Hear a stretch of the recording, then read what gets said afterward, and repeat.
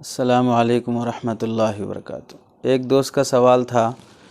کہ مجھے معلوم ہوا کہ بچے کے کان میں اذان دینے والی حدیث ضعیف ہے، کیا یہ سچ ہے؟ اگر ضعیف نہیں ہے تو پھر کیا ہے؟ کافی پہلے یہ سوال کیا گیا تھا۔ دیکھیے، اسلامی تعلیمات میں سے ہے کہ جب بچہ دنیا میں آئے تو سب سے پہلے اس کے کان میں اللہ کی آواز پہنچائی جائے۔ بچے کے کان چونکہ نازک ہوتے ہیں تو اذان دینے میں آواز کی بھی رعایت کی جائے، زیادہ زور سے آواز نہ دی جائے، معتدل آواز سے کان میں اذان دی جائے تاکہ اس کے کمزور پردوں کا بھی لحاظ رہے۔ شریعت کا حکم یہ ہے کہ بچہ پیدا ہونے کے بعد اسے نہلا دیا جائے یا بھیگے کپڑے سے پوچھ دیا جائے۔ اگر نہلانے میں یا بھیگے کپڑے سے پوچھنے میں طبیعت خراب ہونے کا اندیشہ ہو، چمڑا بالکل نازک ہو، تو ایسے موقع پر نہ نہلائیں، بس جو گندگی اور خون لگا ہوتا ہے اس سے بچے کو صاف کر دیں۔ اس کے بعد دائیں کان میں اذان دیں اور بائیں کان میں اقامت دیں۔ پیدا ہوتے ہی فوراً یہ کام کر دینا چاہیے، اور اگر دیر ہو جائے، اتنی دیر ہو جائے کہ 2-4 گھنٹے ہو گئے، اب اس کے بعد اذان دینے کا فائدہ نہیں رہتا، تو علماء نے یہ کہا ہے کہ لکھا ہے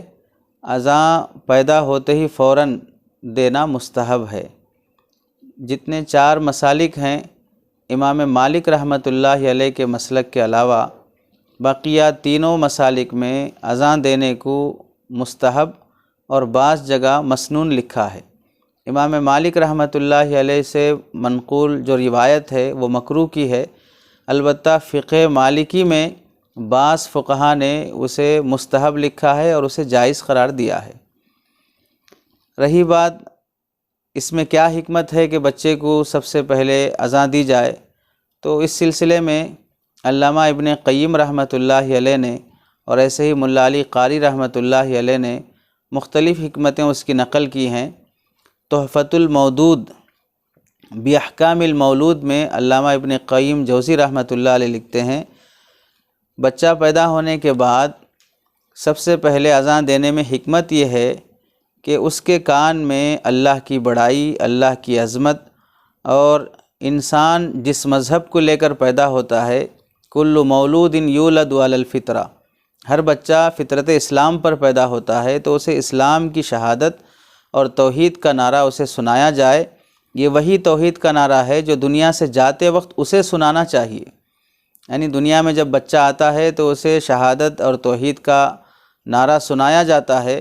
جاتے وقت یہی توحید کی تلقین اسے کی جاتی ہے۔ جب بندہ انتقال ہوتا ہے اور وہ مسلمان ہو تو اس کے پاس بیٹھ کر کلمہ پڑھنا تاکہ اس کی زبان سے بھی کلمہ جاری ہو جائے، یہ بھی اسلامی تعلیمات میں سے ہے، اور پھر وہ کلمہ پڑھ کر دنیا سے رخصت ہو تو اس کے لیے سعادت کی بات ہے۔ تو پیدا ہوتے ہی کلمہ سنایا جائے اور جاتے وقت بھی اسے تلقین کی جائے، اور وہ بھی کوشش یہ کرے اور اسے بھی سعادت نصیب ہو کہ کلمے کے ساتھ اس کی موت ہو۔ اور پھر چونکہ اذان میں ایسے توحید کے کلمات ہیں جس کی وجہ سے شیطان اذان سن کر بھاگتا ہے، بچہ پیدا ہونے کے بعد جب اذان دی جاتی ہے تو بچہ شیطان کے شر سے محفوظ ہو جاتا ہے۔ اور ایسے ہی ایک حکمت یہ بھی ملا علی قاری رحمۃ اللہ علیہ نے لکھا ہے کہ سب سے پہلے اللہ کے ذکر کو ایمان کی دعا کی صورت میں سن لیتا ہے، یعنی اللہ کے ذکر کو اور توحید کو ایک دعا کی صورت میں بندے کے اور بچے کے کان میں پہنچ جاتے ہیں۔ الصبیان ایک بیماری ہے، اس سے محفوظ رہتا ہے، شیطان کے شر سے محفوظ رہتا ہے، عقیدہ توحید اسلام کی پہلی آواز اس کے کان میں پہنچتی ہے۔ مختلف حکمتیں ہیں،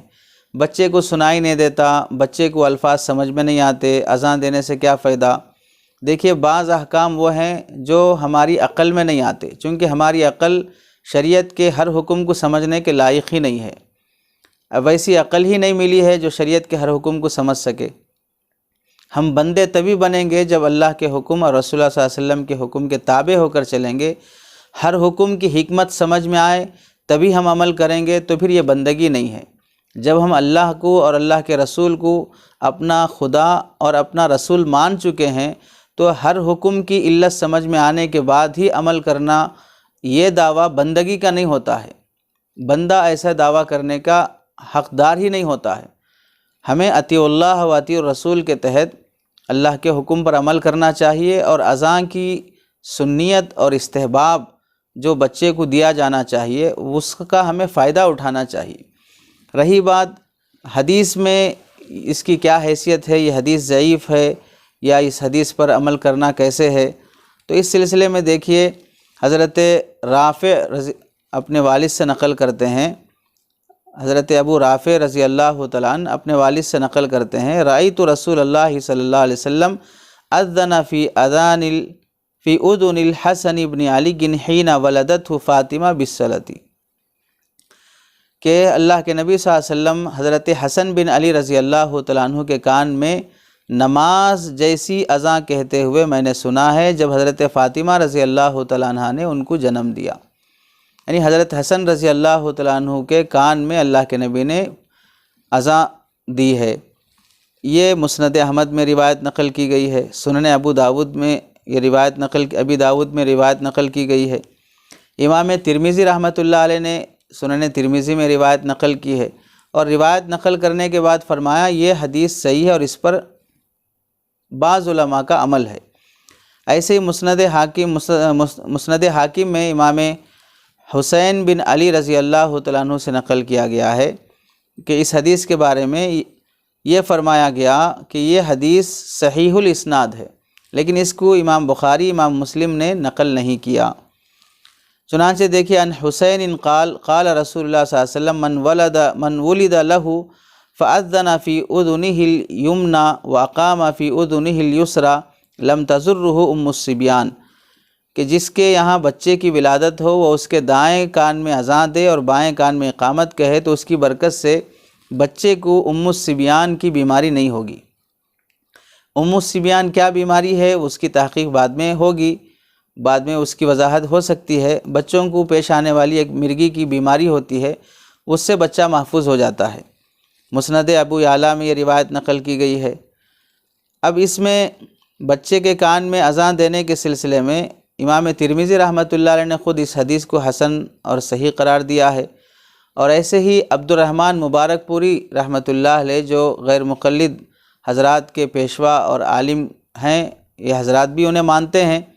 یہ بھی لکھتے ہیں کہ حضرت حسین بن علی رضی اللہ تعالیٰ عنہ کی روایت اگرچہ کہ ضعیف ہے لیکن پھر بھی اس روایت سے اس کو تقویت ملتی ہے، یعنی روایت ضعیف ہونے کے باوجود بھی دیگر روایات کی وجہ سے وہ قابل استدلال بن جاتی ہے۔ چنانچہ تحفۃ الاحوذی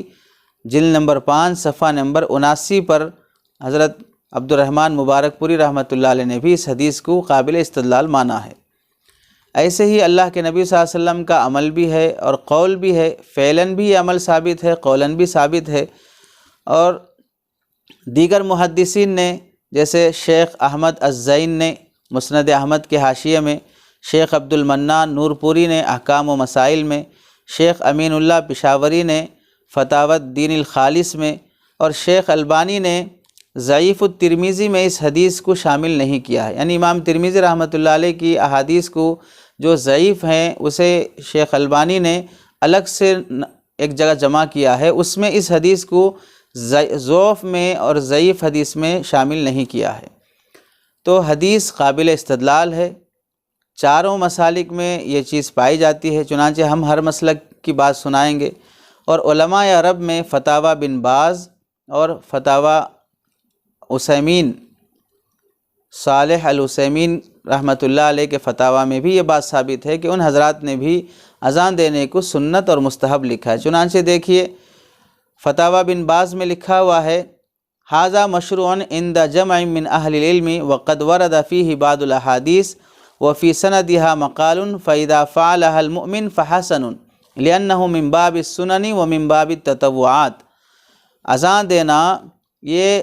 علماء کی ایک جماعت کے نزدیک اچھا عمل ہے، مشروع عمل ہے، اس میں بعض حدیثیں منقول ہیں، اگرچہ کہ ان احادیث میں کلام ہے، لیکن فَإِذَا فَعَلَهَا الْمُؤْمِنُ اگر کوئی مسلمان اذان دیتا ہے بہت اچھا، فَحَسَنٌ لِأَنَّهُ مِن بَابِ السُّنَن،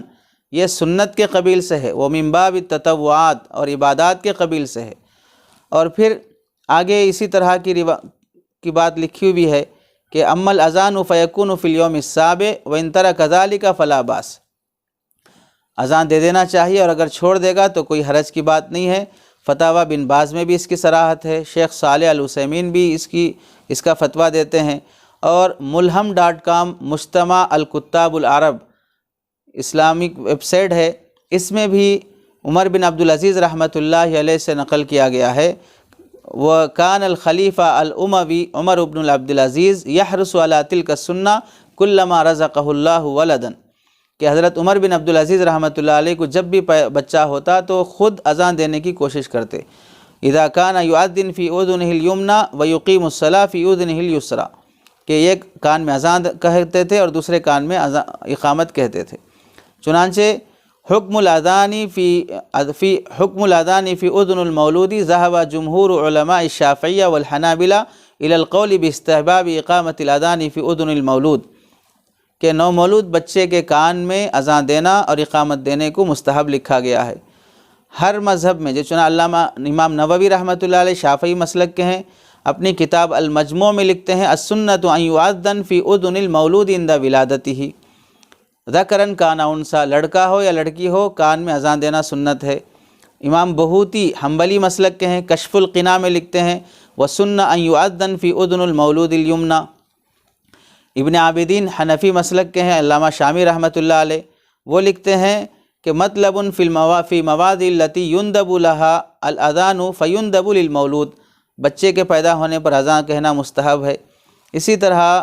فقہ مالکی میں مواہب الجلیل میں لکھا ہوا ہے کہ امام مالک اسے مکروہ سمجھتے تھے، لیکن وہی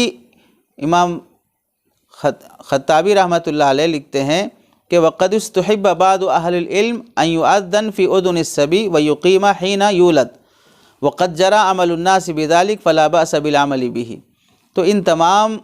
فقہا کی عبارات سے یہ بات واضح ہوتی ہے کہ بچے کے کان میں اذان دینا تقریباً تمام مسالک میں ہے اور احادیث سے ثابت ہے۔ خود ہمارے غیر مقلد علماء کے پیشوا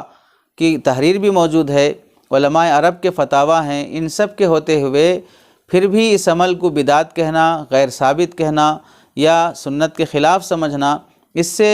جو حضرات اس طرح کی تحریر لکھتے ہوں یا اس طرح کا وہم اور خیالات عام کرتے ہوں، اس سے خود ان کی اولاد محروم ہوگی۔ دنیا میں آنے کے بعد سب سے پہلے اللہ کا نام سنانے کی بات کہی جا رہی ہے، تو اگر اسے بدعت کہا جائے گا تو پھر آج کل جو عیسائی اور یہودی جو پلاننگ کر رہے ہیں کہ بچوں کو پیدا ہونے کے بعد 2-4 دن ڈبے میں رکھ کر اسے میوزک اور گانے سنائے جائیں تاکہ سب سے پہلی آواز اس کے اندر فحاشی اور بے حیائی کی جائے گی، تو پھر اس کا دل اور اس کی روح جو سب سے پہلے گندی باتوں کی عادی ہو چکی ہے، بڑا ہونے کے بعد وہ اسی رخ پر چلے۔ یہاں توحید کا نعرہ سنایا جائے گا تو بندہ بڑا ہونے کے بعد کبھی نہ کبھی کتنے بھی گناہ کر لے، لیکن پہلا خطرہ اور پہلا لقمہ جو اسے دیا گیا ہے وہ توحید کا دیا گیا ہے، تو کبھی نہ کبھی آدمی گناہوں کے باوجود اسلام پر باقی رہ سکتا ہے۔ تو اس طرح کی باتیں کرنے سے، ضعیف کہہ کر ناقابل عمل قرار دینے سے،